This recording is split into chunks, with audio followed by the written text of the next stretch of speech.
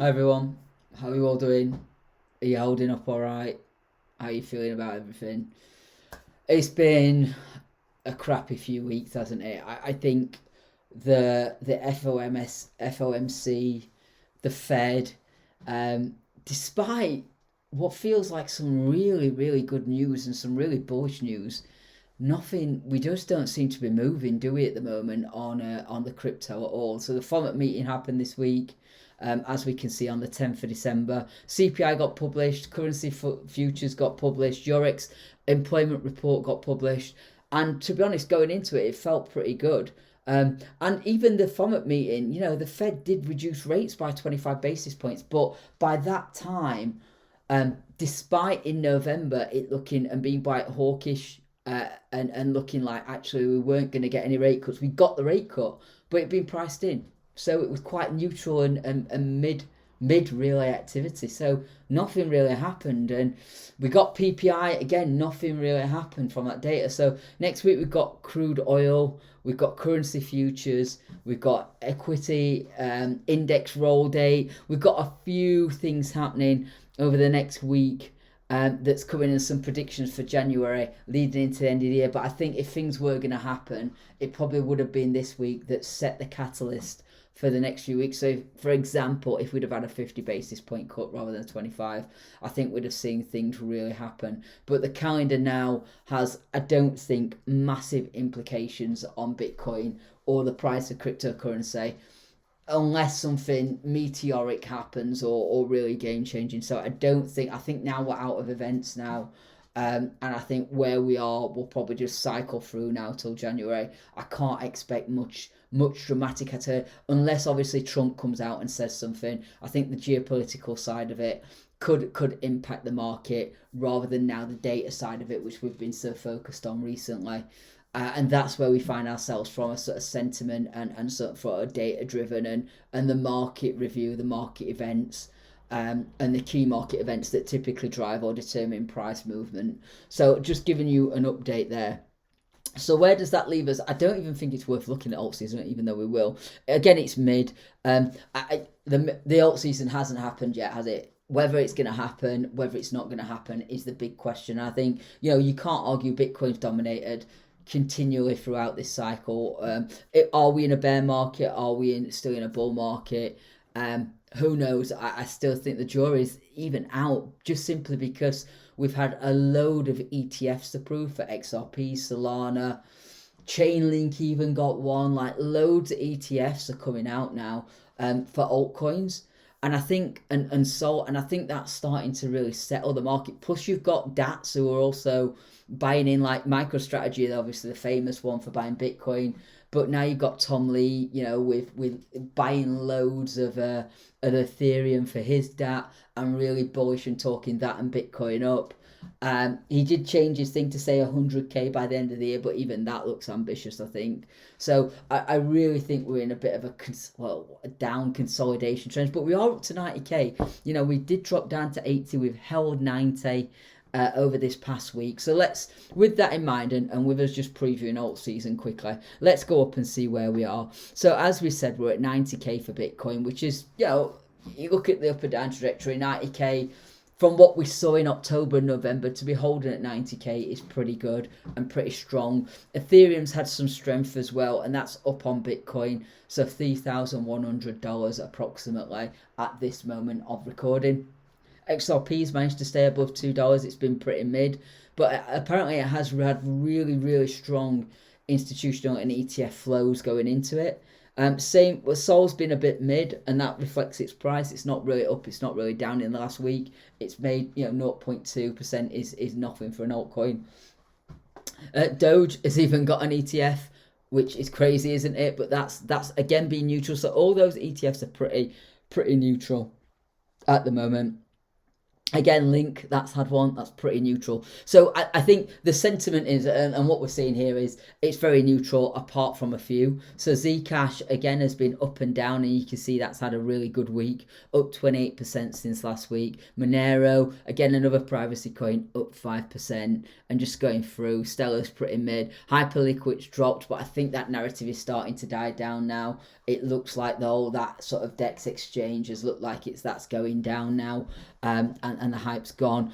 Sui's done well, up 5%. I think there's been some quite bullish news on Sui this week with various different media streams talking about different elements of Sui that's partnering, etc., etc. So that's had some good news, which explains the 5% pump. But again, it's mid, isn't it? With an altcoin, you're only going to foot your eyelids if it's 20% or more on a gain. If you're just getting 5 to 10%, that's standard. Same with 5 to 10% drops. It's really a nothing burger. And I think all that sort of stuff, we've all become hardened to altcoin drops, and it's only when it drops significantly do you start to worry, or when it starts to increase, like Mantle 19%. That's the start of gain that starts to make you think, okay, this has got some momentum. World Liberty Finance continues to disappoint, down 4%. It really looks like a bit of a Ponzi scheme, doesn't it? Unfortunately, we'll see. Apparently, it's got a load of features coming out in January. That might be one to watch in 2026, especially if Trump starts to get behind it. We've got to remember that 2026 has got the midterms. It's got loads of potential boys catalogs. So I think we might see an upturn in price by Q1. I think Q2, maybe Q3 might dip, and then Q2 will probably have a dip. And then Q3, 4, we might see it boost, simply because of just historical trends. So if Bitcoin tends to go down and we are in sort of a confirmed bear market, I expect Q4 next year to be really bullish. If we're not, and we're in whatever this consolidatory bull cycle, or a new cycle that's totally different from ever before, because the 4-year cycle is gone, then it'll be really interesting to see what happens as a result of that and the impact on price, because we'll be into new territory next year. So I think 2026 is going to be a year of learning the new sort of way of crypto. Now we've got institutional investments. Now we've got a crypto-friendly, supposedly crypto-friendly government in the US. How's that going to play out next year? Are they really going to push this year because of tariffs and such, and because Trump's been asserting his authority? We've seen a lot of movement, haven't we, in price, both positive and negative over the course of the year. Next year, he's going into his midterm, and typically they tend to be bullish. So it's going to be really interesting to see what happens with that. You've got the 4-year cycle blended with the government changes. Who knows? It's going to be an interesting. Q1 will be interesting. Q4 this year has been very, very disappointing and not played out how we expected it. I think everyone's saying 2026 is going to be a bear market. Well, what we've seen this year is that the predictions that people make have been proven wrong. So I hope people keep saying bear market, because we may end up in a shock come 2026. So I'm not really going to labour too much on this, because we've got PDAT, we've got a few networks up and down, but again, for altcoins, it's a nothing burger, is it? There's no major movers. Sky's gone up 9%. Not sure what that is, but it's a bit mid. The markets are a bit boring, aren't they, at the moment? It's not really exciting on the sort of long time frames, like anything from a year, a day. Even the short time frames, like an hour, 24 hour, haven't been that interesting or exciting. So that's just where we are. It's a bit boring at the moment, dare I say it, but that's just how it is, and that's just how Q4 has been. It's either been really disappointing or quite boring. Do you know what? Having a bit of boredom up until the Christmas might be quite a good thing. No excitement. I don't know. We'll see what's going to happen.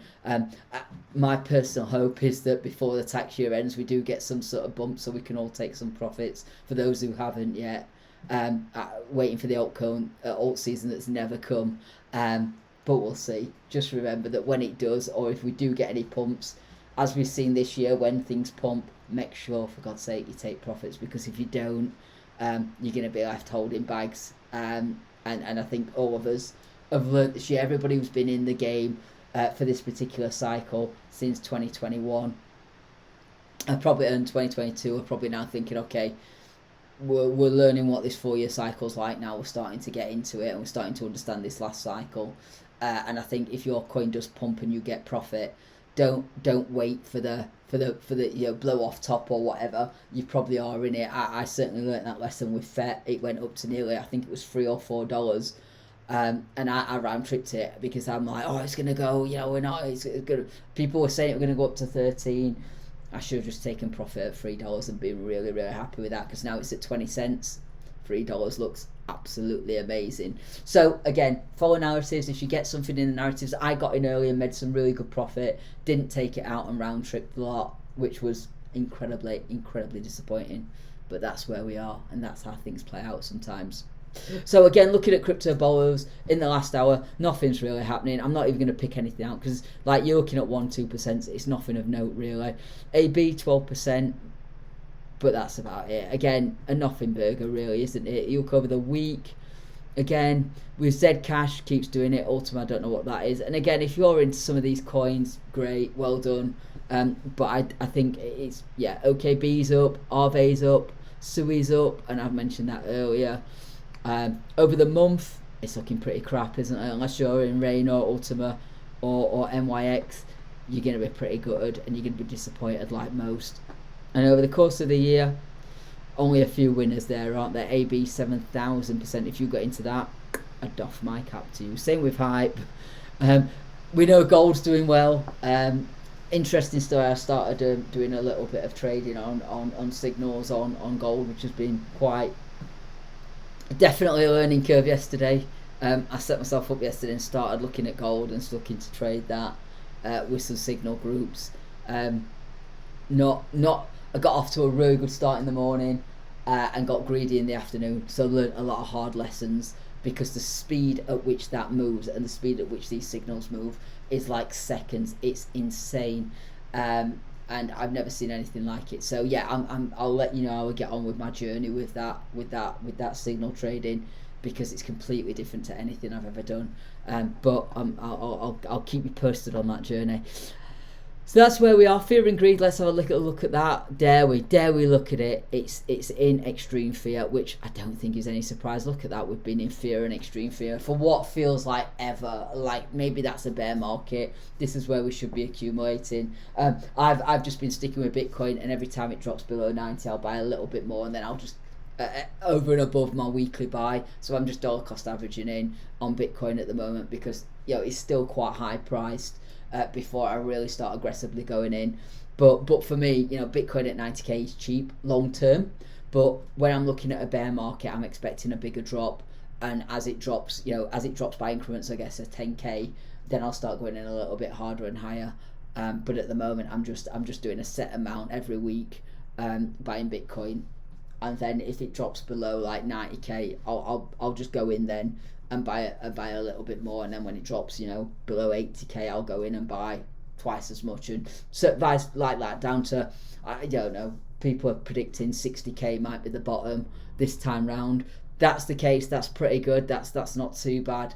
Altcoins obviously are gonna ship a lot more in percentage, but that's the joy of holding alts, right? Okay, so that's gonna end the recording there. Nice round, like kind of topping up to about 15 minutes. It'll probably end up by the time I put all my extra bits and pieces at the start and the end. So look, like, subscribe, hit that bell icon to get notified when I do more content. Keep me posted. Let me know your thoughts. Let me know anything. Do you disagree with what I've said? Do you think that we are in a bear market and all hope's gone? And if you do think that, well, what do you think is going to happen in 2026? Let me know your thoughts, because 2026 is nobody has come with, we've got no consensus on 2026. There's real mixed opinion between bulls and bears. What do you think? Do you think 26 is going to be a bear market and then end bullish? Or do you think we're going to be bullish and then bearish? What's your take on 2026? I'm really keen to know. Let me know in the comments. And until the next video, stay in the green, stay profitable, and I'll catch you all later.